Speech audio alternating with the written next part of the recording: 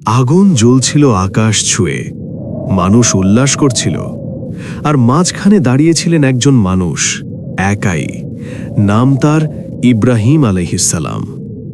এই আগুন ছিল কোনো সাধারণ আগুন নয়, এটি ছিল মূর্তি পূজার অহংকার, রাজশক্তির ক্রোধ, আর সত্যের বিরুদ্ধে দাঁড়ানো একটি জাতির দর্প।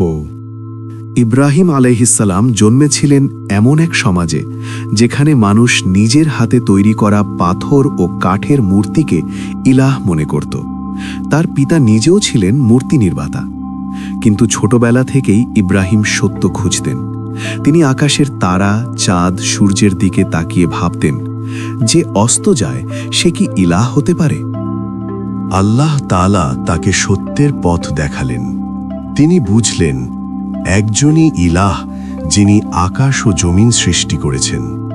একদিন জাতির সবাই যখন উৎসবে ব্যস্ত, ইব্রাহিম আলাইহিসসালাম মূর্তি ঘরে প্রবেশ করলেন। এক এক করে সব মূর্তি ভেঙে ফেললেন, শুধু সবচেয়ে বড় মূর্তিটিকে রেখে দিলেন। তার গলায় ঝুলিয়ে দিলেন কুড়াল। লোকেরা ফিরে এসে ক্ষিপ্ত হয়ে উঠল। তারা বলল, এ কাজ কে করেছে আমাদের ইলাহদের সঙ্গে? সবাই এক নামেই একমত হল, ইব্রাহিম। তাকে রাজা নমরুদের সামনে হাজির করা হলো।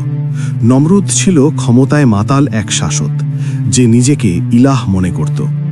ইব্রাহিম আলাইহিসসালাম তাকে বললেন, আমার রব তিনি, যিনি জীবন দেন ও মৃত্যু দেন। নমরুদ তর্কে পরাজিত হল, কিন্তু অহংকার ভাঙল না।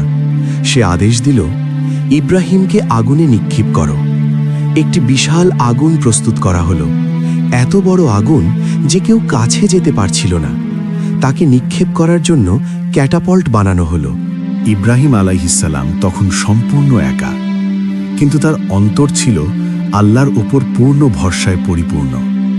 এই মুহূর্তে ফেরেশতা জিব্রাইল আলাইহিসসালাম এসে জিজ্ঞেস করলেন, আপনার কি কোনো সাহায্য দরকার? ইব্রাহিম আলাইহিসসালাম উত্তর দিলেন, তোমার কাছ থেকে নয়, আল্লাহই আমার জন্য যথেষ্ট। আর ঠিক তখনই, যখন তাকে আগুনে নিক্ষেপ করা হলো, আল্লাহ তাআলা আদেশ দিলেন, হে আগুন, ইব্রাহিমের জন্য শীতল ও নিরাপদ হয়ে যাও। সূরা আল আম্বিয়া ৬৯। আগুন জ্বলছিল, কিন্তু পোড়াতে পারল না। ইব্রাহিম আলাইহিসসালাম আগুনের মাঝে শান্তিতে দাঁড়িয়ে রইলেন। এই আগুন নিভে গিয়েছিল, কিন্তু ইব্রাহিম আলাইহিসসালামের ঈমান আজও জ্বলছে প্রতিটি বিশ্বাসীর হৃদয়ে। এই ঘটনা শুধু একটি অলৌকিক রক্ষা নয়, এটি ছিল তাওহীদের বিজয়। এটি ছিল প্রমাণ, যখন একজন বান্দা সম্পূর্ণভাবে আল্লাহর উপর ভরসা করে, তখন আগুনও আল্লাহর আদেশ ছাড়া ক্ষতি করতে পারে না। নমরুদ লাঞ্ছিত হল, জাতি পরাজিত হল, কিন্তু ইব্রাহিম আলাইহিসসালাম রয়ে গেলেন ইতিহাসের বুকে তাওহীদের প্রতীক হিসেবে।